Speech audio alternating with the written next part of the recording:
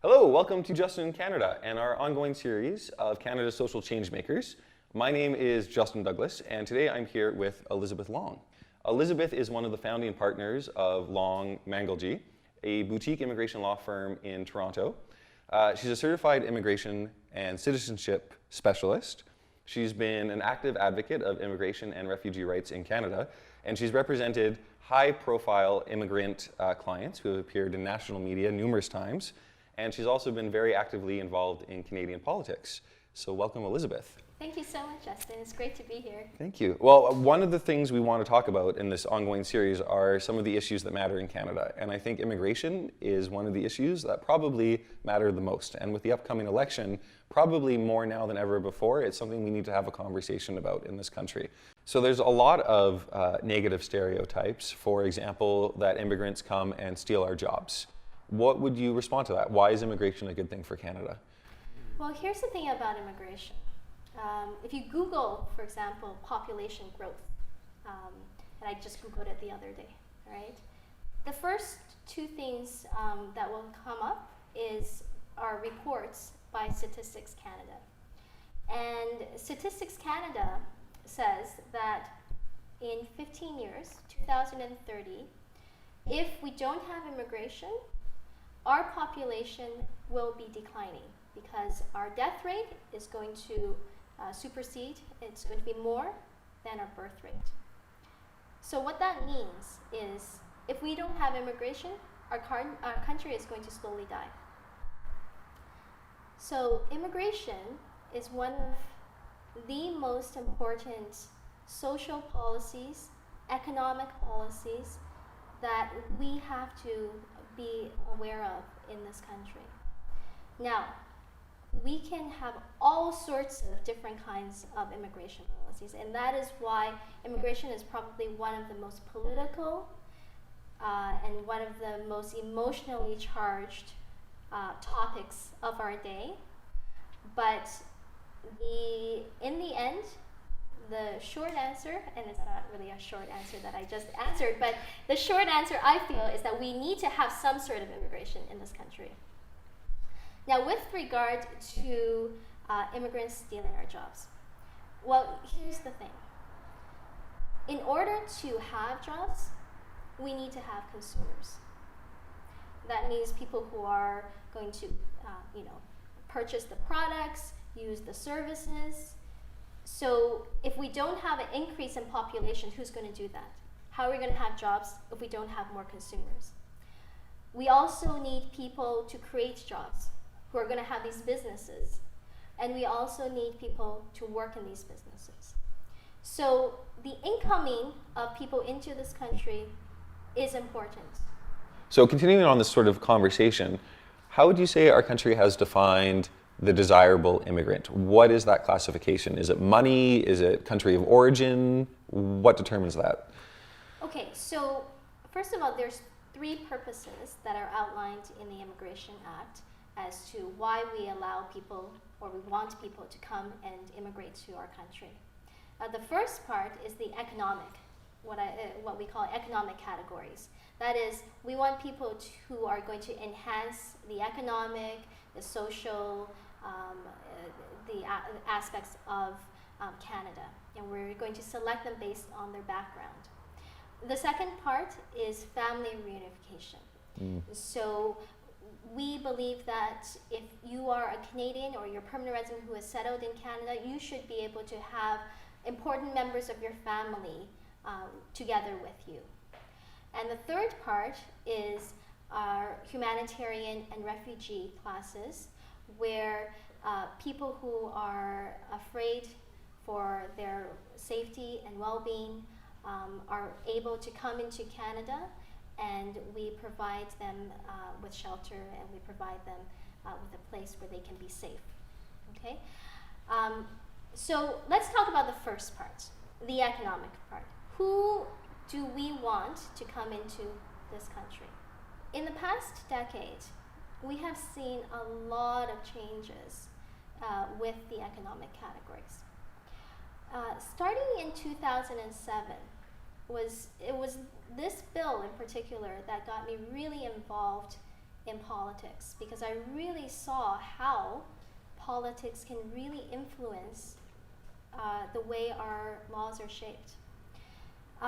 In 2007, the Conservatives had a minority government. That means that if the Liberals and the NDP voted against them on certain kinds of on any law, then the law wouldn't pass. At that period of time, the Conservatives wanted to pass a law which would allow the Minister of Immigration to change immigration laws without going through Parliament. So they could decide on whatever policy they wanted, and they wouldn't have to go through any sort of parliamentary debate. It was called ministerial instructions. And it also, at the same time, allowed a visa officer to deny someone of a visa even if they fulfilled all of the requirements of the act. Okay. So this law to us, and not just to me, but many members of the community and anyone who really understood what this law was, well, we felt that this gave much too much discretion to the government, to the minister, and to an officer without sufficient oversight. And so at that time was the first time I really got into politics. I was a card-carrying Liberal at that time. And I went to, because the NDP was already going to vote against it, and it was really the Liberals who held the balance, and whatever they voted, that was what it was going to be. Now, at this time, the bill was connected to a budget bill, and we went to the Liberals and we said, you just cannot let this bill pass. It's going to be devastating to the immigrant communities. And, immigrant communities have always supported you. Please, please don't let this law pass. And I will never forget and I will never forgive the reaction I got from the Liberals. They said to me, to my face, point blank, yeah, we know this bill is bad, but we have an immigrant vote already. Huh. So, at that time I said, well, you don't have this immigrant vote anymore. Mm-hmm. I was so disillusioned with them from that. And from this law, the reason why I mention this law is because this is the start of what has been happening in the past decade, is that now policies for especially the economic classes change like that. It means that normally it happens on a Friday of a long weekend. They know lawyers don't like to work then, they know, and the minister will announce a change to the policy, which means that hundreds and thousands of people who qualified before, if they don't have their applications in 2 hours, but into the immigration office, they will no longer, by that end of the day, they will no longer qualify anymore. Wow. And it also means that there is no more warning for people, and it's very, very difficult now to plan for someone as to whether or not they would qualify or not. So continuing then sort of on this economic stream, because what we've seen from our government really over the past 10 years is what you're saying is that they've not really had policies that have necessarily helped the immigrant community or Canada's economy. Is that a fair statement? Are there policies that have been helpful in terms of, from your perception anyway? Well, here's the thing. It depends a lot on ideology. The Liberals, the Conservatives, I must say, the Liberals are pragmatic in the way that they want to get elected. The Conservatives have their ideology. I don't necessarily agree with their ideology, but they have. Here's what their ideology has been reflecting in the policies. First of all, their policies are based a lot on income tax statements. So we have, conferences where lawyers and policymakers go, and the policymakers explain to us how they are moving forward with the policies that they want. And the explanation, when we asked, why is it that you are making it so that people who have high skills, and I'll explain about that later, but people who have certain skills are more, or people who have a job offers, or people whose English are better, their answer has always come back to income tax. So, for example, they will say, well, our studies have shown that people who have job offers in Canada will make more money than people who don't have job offers. Therefore, people who have job offers are more desirable to Canada. Our studies have shown that people who speak English make more money than people who don't speak English. Therefore, we feel that people who speak English are more desirable. We feel that people who have high skilled, what they define as high skills, make more than people who have low skills. Therefore, they're more desirable to Canada. But just because they're more desirable doesn't necessarily mean that they fit in with what we need in terms of this country, because one might argue that we have a lot of low-skilled positions that aren't being filled, and that there are a lot of high-skilled positions, and then that sort of myth of someone comes in with a doctor's degree, and then now they're a taxi driver in Canada, and there's that sort of disconnect. But sort of sticking still on the economy, let's talk about the Foreign Workers Program a little bit. What is the Foreign Workers Program, and what are sort of some of the criticisms that we've seen lately coming out of it?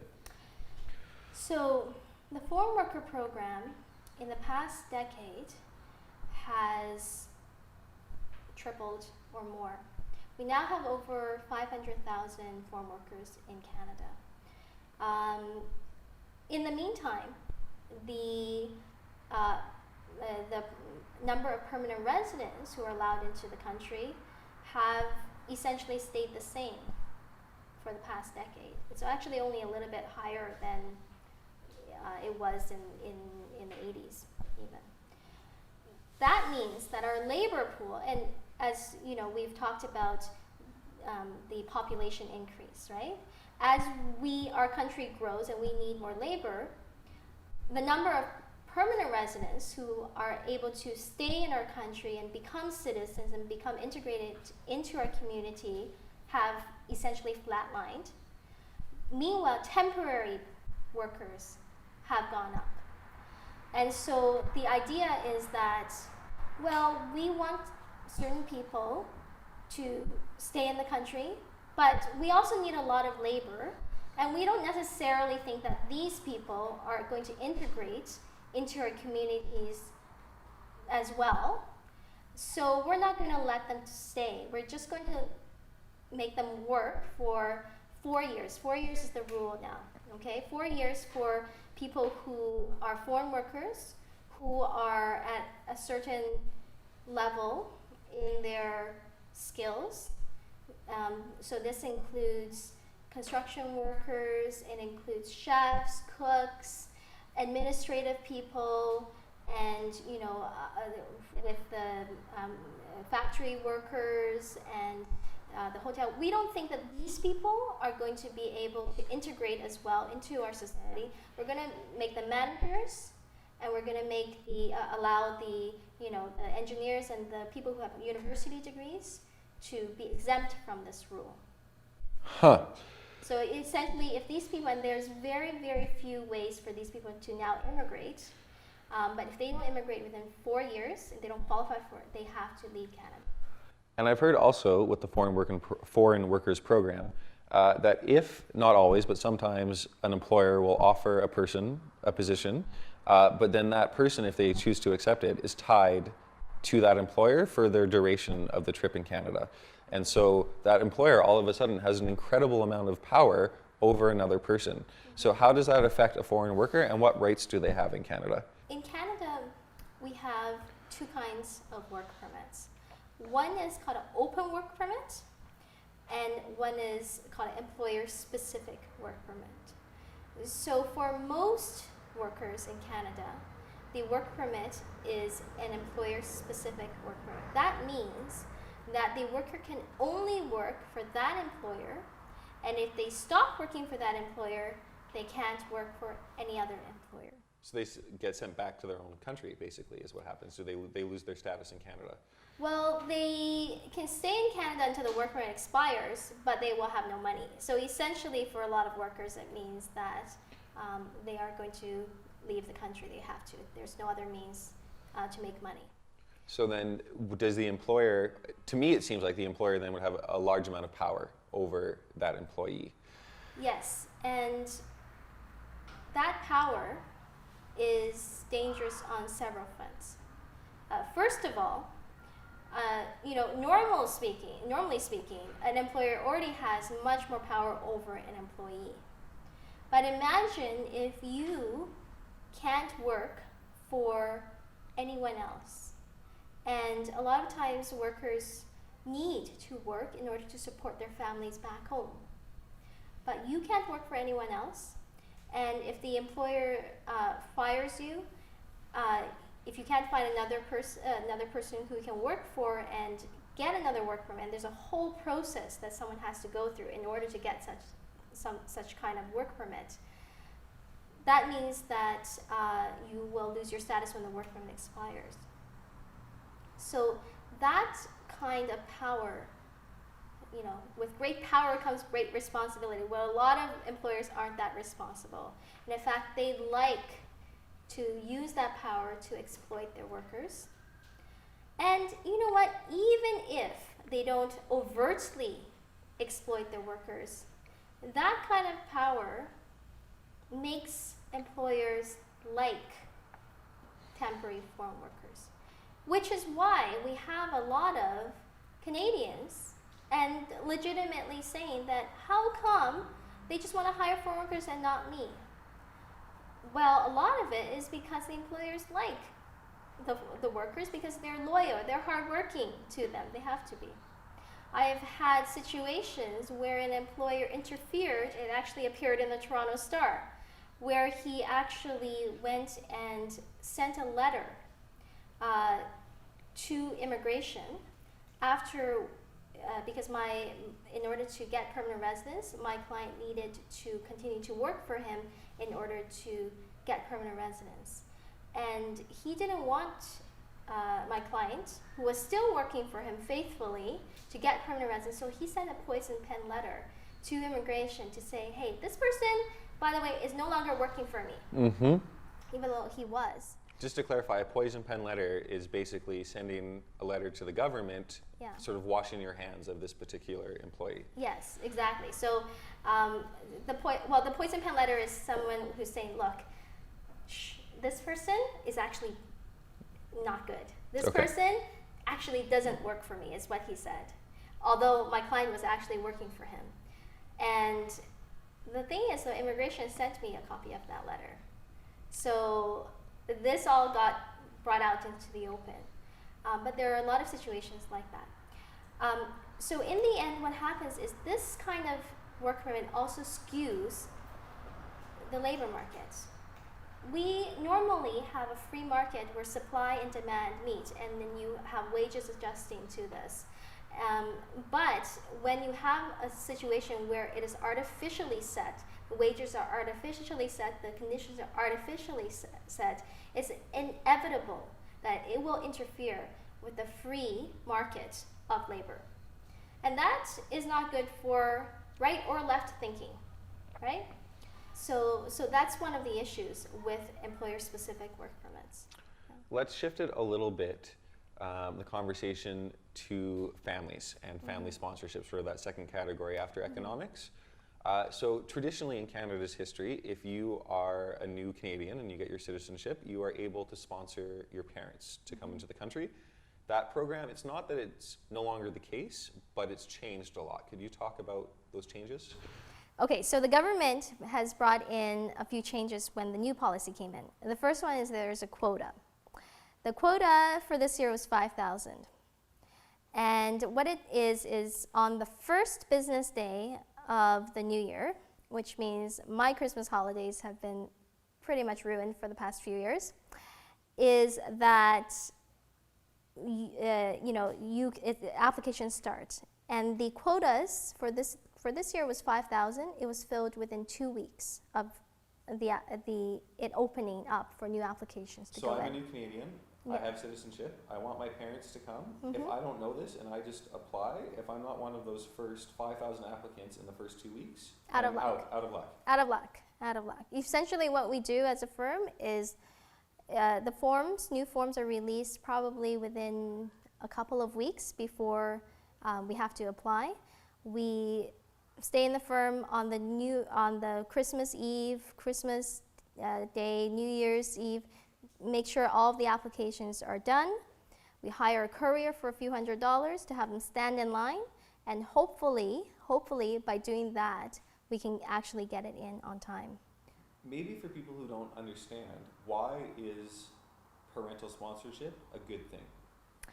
Parental sponsorship is important in terms of a few things.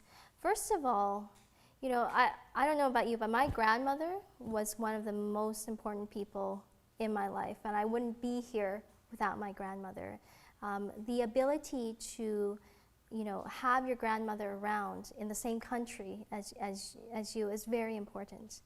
On an economic basis, though, immigrant families often, we can't afford the childcare in this country, and we rely on our parents to help take care of our children.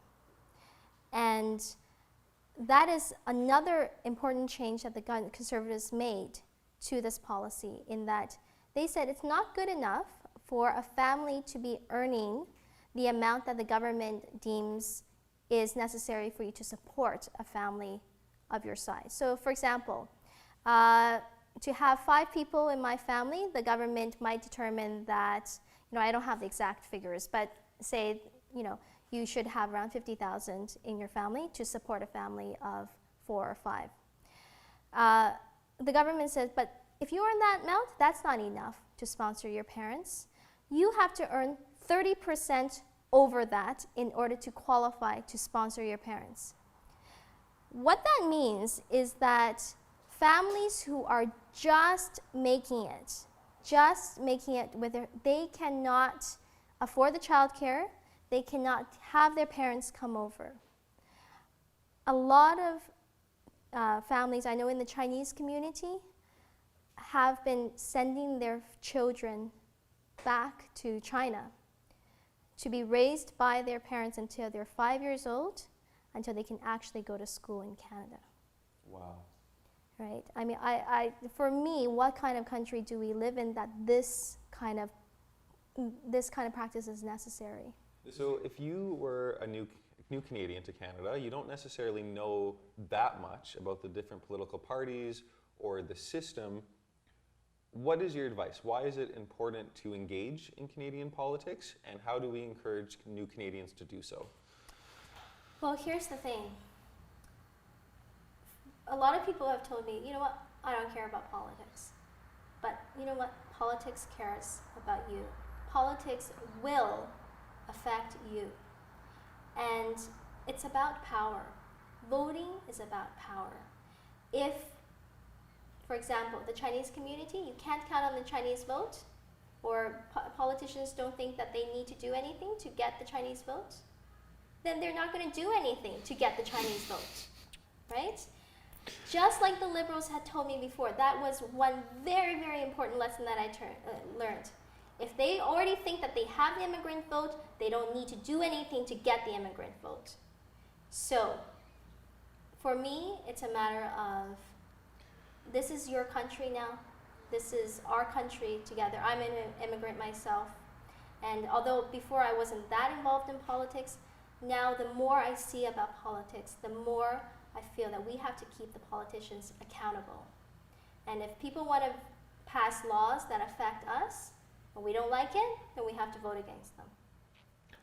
Thank you so much. I hope that this gives our viewers at least a general idea of some of what's been taking place in immigration, and if nothing else, we'll hopefully encourage them to learn a little bit more about it, especially before the upcoming elections. So thank you again so much for being here, and hopefully we'll see you again someday soon. Thank you. I'd love to come back. Thank Great. you so much. Thank Take you. care. Bye. Okay, bye-bye.